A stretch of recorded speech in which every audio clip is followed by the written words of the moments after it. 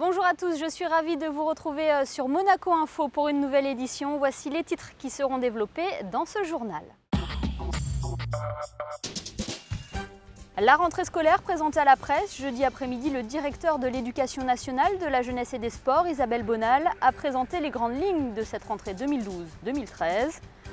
La résidence du Cap-Fleury a reçu la visite du prince Albert II. Le souverain a pu s'entretenir avec les pensionnaires de la maison de retraite. Reportage dans ce journal. Une nouvelle galerie a ouvert ses portes, rue Caroline. Christine Datomel vous présentera les lieux. Et puis du sport, avec la Coupe de France de handball, l'AS Monaco s'est qualifié pour le deuxième tour en battant Villeneuve-Loubet. Nous ouvrons ce journal avec la conférence de presse de la rentrée scolaire. Isabelle Bonal, le directeur de l'Éducation nationale, de la jeunesse et des sports, a convié la presse pour présenter les grandes nouveautés de cette rentrée 2012-2013. Christine Datomel a assisté à cette conférence de presse. À l'aube de cette nouvelle année scolaire, le directeur de l'Éducation nationale, de la jeunesse et des sports, Isabelle Bonal, a réuni la presse pour évoquer les principales nouveautés concernant les programmes. Si en terminale, différentes spécialités s'offrent aux élèves en vue de mieux préparer leurs examens dans les grandes écoles, au niveau du collège, la réforme de la 3e propose de nouveaux programmes et diplômes nationaux du brevet des collèges. Il y aura de nouvelles épreuves en français, à savoir un choix entre 2 rédactions et une dictée plus conséquente. En mathématiques, de différents exercices seront proposés aux élèves pour qu'ils ne soient pas en situation d'échec si par exemple ils n'étaient pas capables d'en résoudre un.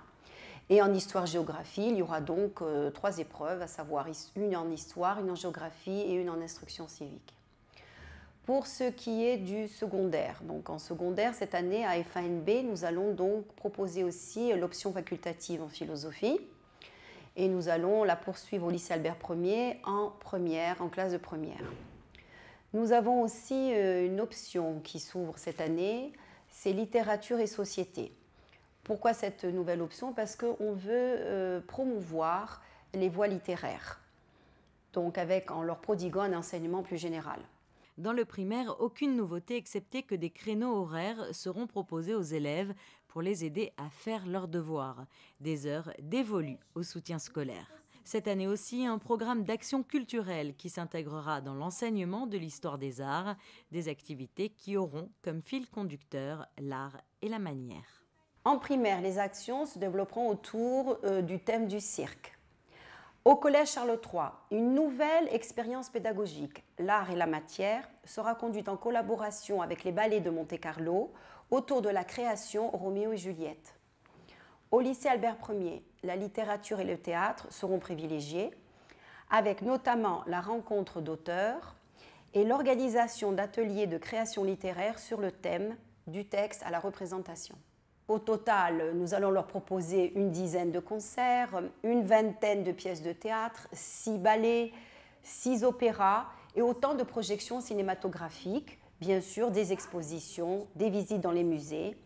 Et tout ça s'intègre cette année dans l'enseignement de l'histoire des arts.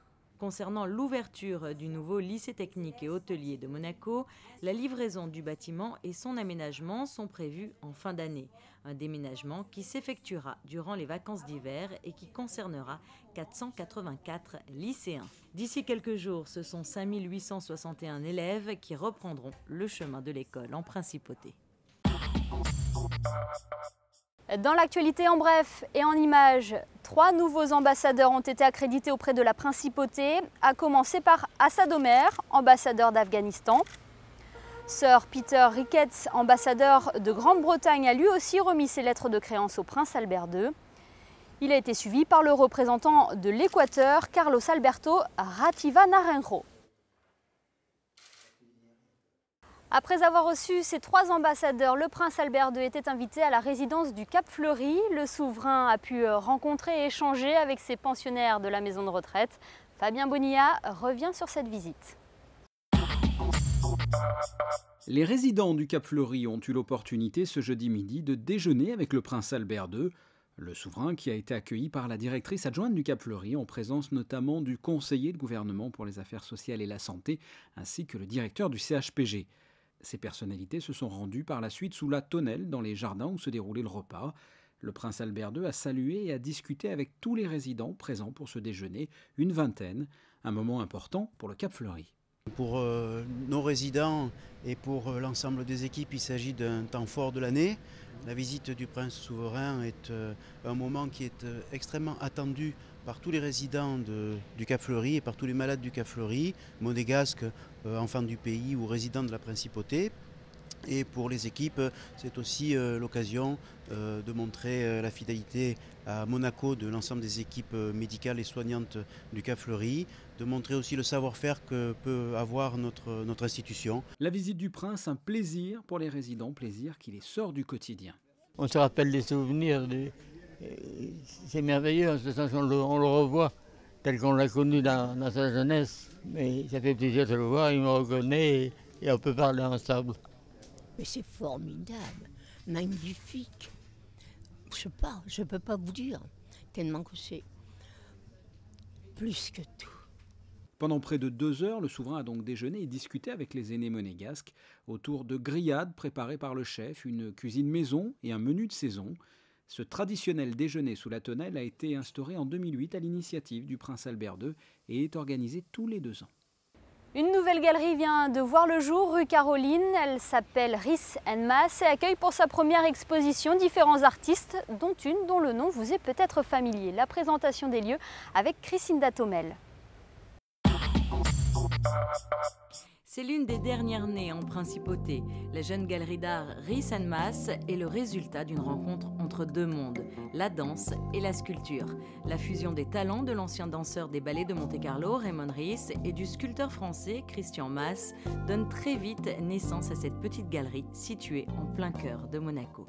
La galerie elle a une idée de produire des artistes sud-américains, ainsi que des artistes européens qui ont besoin de démarrer. Le but, c'est d'aider aussi le démarrage des artistes qui n'ont pas eu la chance de peut-être ailleurs. Alors, vous êtes un ancien danseur, vous avez toujours eu cette passion pour l'art? Exactement, la danse et l'art contemporain et art plastique s'y lient comme une merveille. J'ai, autant que danseur au ballet de Monte-Carlo, appris beaucoup avec Jean-Christophe Maillot que la fusion des arts qui vient de l'ancienneté de ballet russe, c'est assez important. La façon où la galerie s'y positionne pour l'avenir, c'est fonder le mouvement, la danse, avec l'art plastique. Les œuvres d'artistes tels que Christian et Richard Maas, Guerlain de Colombo, Sandra Biloé, Giovanni Tomassi ou encore Gianni Villa trônent au sein de la galerie. Au mur, un nouveau talent découvert récemment et dont le nom ne vous est certainement pas inconnu puisqu'il s'agit de Lynette Wistock, la maman de la princesse Charlène. C'était quelque chose de tout à fait inattendu pour moi. Au début de l'année, j'ai visité un ami, la boutique d'un ami. Et je vois les tableaux que j'ai trouvés magnifiques. Et je demandais, mais qu'est-ce que c'est ça? De qui c'est? Et il m'a dit, c'est Lynette Wistock, la maman de la princesse. Mais j'ai dit, mais comment ça se fait qu'elle ne montre pas ça? Et j'ai demandé, j'ai contacté M. Wistock. Et tout à fait, il nous a laissé exposer les œuvres à condition qu'une partie de l'argent va pour la fondation de la princesse Charlène. Il s'agit de la toute première exposition de Lynette Wistock, puisque jusqu'à présent, elle peignait pour son propre plaisir personnel.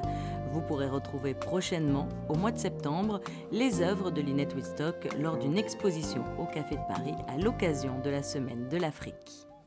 Nous passons au sport à présent avec la Coupe de France de handball. L'AS Monaco s'est qualifié mercredi soir aux dépens de Villeneuve-Loubet. Il s'agit là d'une belle performance des Monégasques puisque leurs adversaires sont classés 2 divisions au-dessus d'eux. Retour sur cette rencontre avec Frédéric Elion.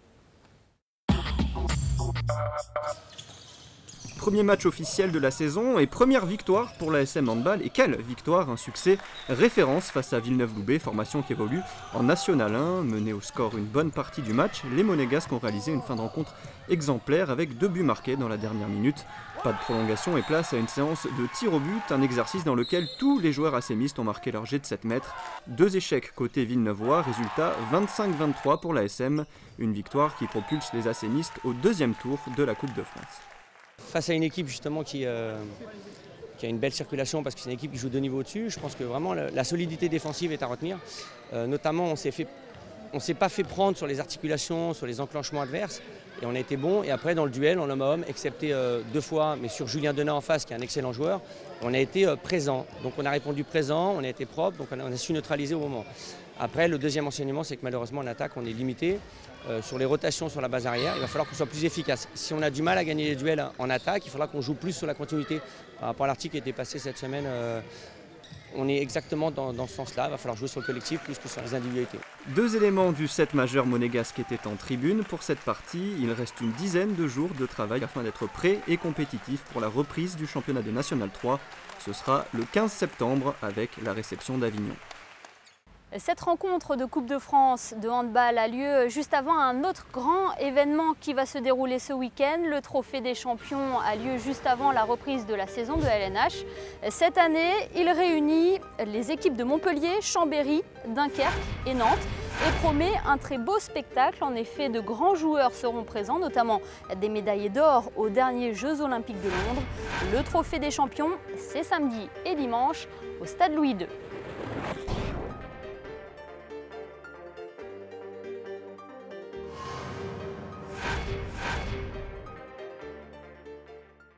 Voilà pour l'essentiel de l'actualité. Avant de refermer ce journal, je vous propose de découvrir les prévisions météo pour les prochains jours. Vendredi, le beau temps sera bel et bien de retour. Les nuages se feront rares et les températures seront comprises entre 20 et 26 degrés. Ce week-end sera placé sous le signe du soleil. Il fera un maximum de 27 degrés samedi. La donne ne devrait pas changer en début de semaine. De belles éclaircies seront à prévoir avec des températures très agréables. Ce journal est à présent terminé. Dans quelques instants, Christine Datomel vous emmène à 200 km d'ici pour découvrir les Baux de Provence. Quant à nous, on se retrouve très bientôt sur Monaco Info.